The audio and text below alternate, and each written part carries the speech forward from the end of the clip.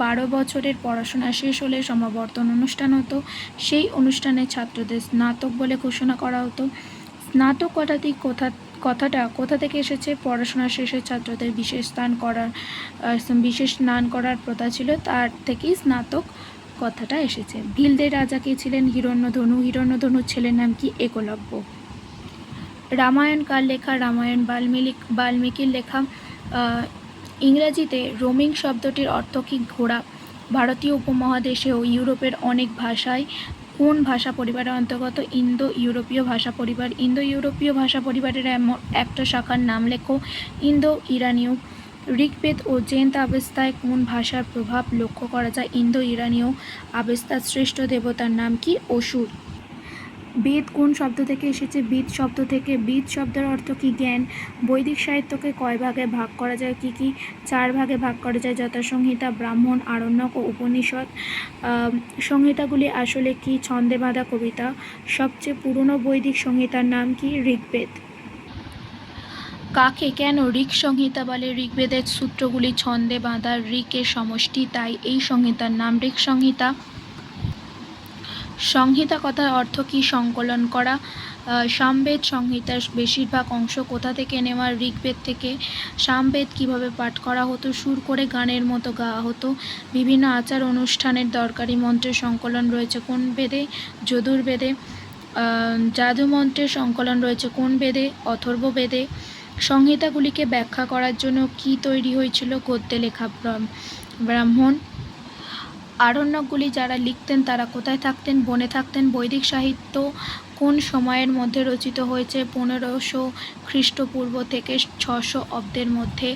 ঋগ্বেদের আলোচনায় গুরুত্বপূর্ণ নদীর নাম কি ছিল? সিন্ধু। সপ্ত সিন্ধু অঞ্চল কাকে বলা হতো? সিন্ধু ও তার পূর্ব দিকের উপনদীগুলি দিয়ে ঘেরা অঞ্চল ছিল আদি বৈদিক যুগের মানুষের বাসস্থান। এই অঞ্চলটিকে বলা হতো সপ্ত সিন্ধু অঞ্চল। বৈদিক যুগের মানুষেরা কোন কোন ধাতুর ব্যবহার জানত? তামা, ব্রোঞ্জ, লোহা। বৈদিক সাহিত্য মূলত ড্যাশ সাহিত্য, ধর্মীয় সাহিত্য হবে। বিষপতি শব্দের অর্থ কি? বিষ বা গোষ্ঠীর প্রধান। গোপতি শব্দের অর্থ কি? গবাদি পশুর প্রভু। ভূপতি শব্দের অর্থ কি? ভূ অর্থাৎ জমির পতি বা মালিক। মহীপতি শব্দের অর্থ কি? পৃথিবীর রাজা। পরবর্তী বৈদিক যুগে কোন 4টি বর্ণের উল্লেখ পাওয়া যায়? ব্রাহ্মণ, ক্ষত্রিয়, বৈশ্য, শূদ্র। পরবর্তী বৈদিক যুগে সাহিত্য কারা লিখেছিলেন? ব্রাহ্মণরা। পরবর্তী বৈদিক সাহিত্য কাদের শ্রেষ্ঠ বলে ঘোষণা করা হয়েছিল? ব্রাহ্মণরা। আদি বৈদিক যুগ ও পরবর্তী বৈদিক যুগে নারীদের অবস্থানের তুলনামূলক আলোচনা করো।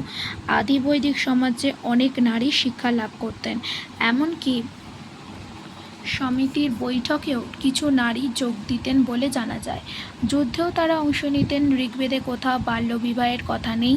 সতীদাহ প্রথার কথাও সেখানে পাওয়া যায় না। যজ্ঞেও নারীরা অংশ নিতে পারতেন। পরবর্তী বৈদিক যুগের সমাজে নারীদের অবস্থা খারাপ হয়েছিল। মেয়ে জন্মালে পরিবারের সবাই দুঃখ পেত। ছোট বয়সে মেয়েদের বিয়ে দেওয়ার প্রথা শুরু হয়েছিল। যুদ্ধে বা সমিতির কাজে মেয়েদের আর যোগ দিতে দেখা যেত না। পরবর্তী কোয়েশ্চেন, বৈদিক সমাজে ধর্ম সম্পর্কে আলোচনা করো।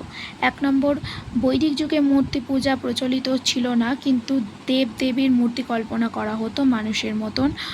2 নম্বর, বৈদিক সাহিত্য মন্দিরের উল্লেখ নেই। ধর্মচর্চা মূলত ছিল আচার অনুষ্ঠান নির্ভর এবং যজ্ঞকেন্দ্রিক। 3 নম্বর, যজ্ঞে গরু, ঘোড়া ইত্যাদি পশু বলি দেওয়া হতো।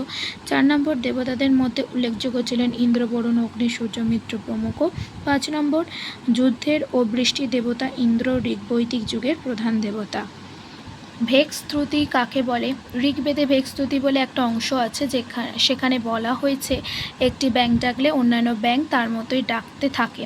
ঠিক তেমনি ঋগ্বেদের সূক্তগুলি মনে করে গুরু বা একজন শিক্ষার্থী আবৃত্তি করত, বাকিরা শুনে মনে রেখে সেটাই বলতো, একেই ভেকস্তুতি বলে। বৈদিক যুগের শিক্ষা সম্পর্কে আলোচনা করো। 1 নম্বর, বৈদিক যুগের শিক্ষা ব্যবস্থা প্রধান ছিলেন গুরু। মুখস্থ করার ক্ষেত্রে সঠিক উচ্চারণের ওপর বেশি জোর দেওয়া হতো। বেদ পাঠের পাশাপাশি গণিত, ব্যাকরণ ও ভাষা শিক্ষার ওপরও জোর দেওয়া হতো। ছাত্ররা চিকিৎসা করা শিখত। মেয়েরা অন্যান্য বিষয়ের সঙ্গে নাচ ও গানের চর্চা করত। পরবর্তী কোয়েশ্চেন, উপনয়ন কাকে বলে? পরবর্তী বৈদিক যুগের শিক্ষার সঙ্গে উপনয়নের সম্পর্ক দেখা যায়। ছাত্র শিক্ষা নেওয়ার জন্য গুরুর কাছে আবেদন করত। উপযুক্ত মনে করলেই উপনয়ন অনুষ্ঠানের মধ্য দিয়ে গুরু সেই ছাত্রকে শিষ্য হিসাবে মেনে নিতেন। মেয়েদেরও উপনয়ন হতো। পরবর্তী কোয়েশ্চেন, ছাত্ররা গুরুদক্ষিণা হিসেবে কি দান করত? গরু। পরবর্তী কোয়েশ্চেন, ছাত্ররা গুরুদক্ষিণা হিসেবে কি দান করত? গরু। মেগালিথ কি পাথরের বড় সমাধি? ভারতের কোথায় কোথায় বিখ্যাত মেগালিথ কেন্দ্র আছে? কাশ্মীরের বুর্জ আহম, রাজস্থানের ভরতপুর, মহারাষ্ট্রের ইনামগাঁও। টিকা লেখো।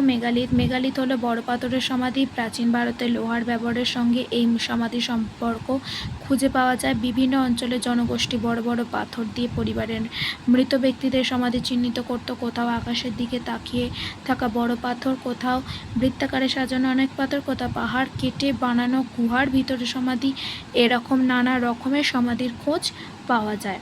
গৌতম বুদ্ধ কত বছর তপস্যা করেছিলেন? 6 বছর।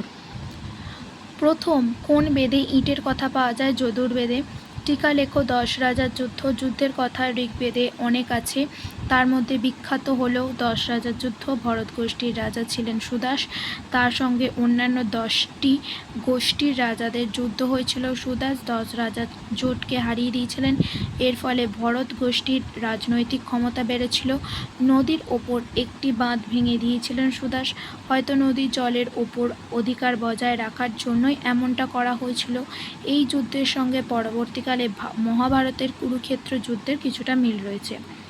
আমাদের 4 অধ্যায়ের এটি হলো লাস্ট কোয়েশ্চেন। ভিডিওটা ভালো লাগলে অবশ্যই লাইক করবে এবং তোমরা যারা আমার চ্যানেলে নতুন তারা অবশ্যই চ্যানেলটিকে সাবস্ক্রাইব করে দেবে আর বন্ধুদের সাথে এটা শেয়ার করতে কিন্তু ভুলো না।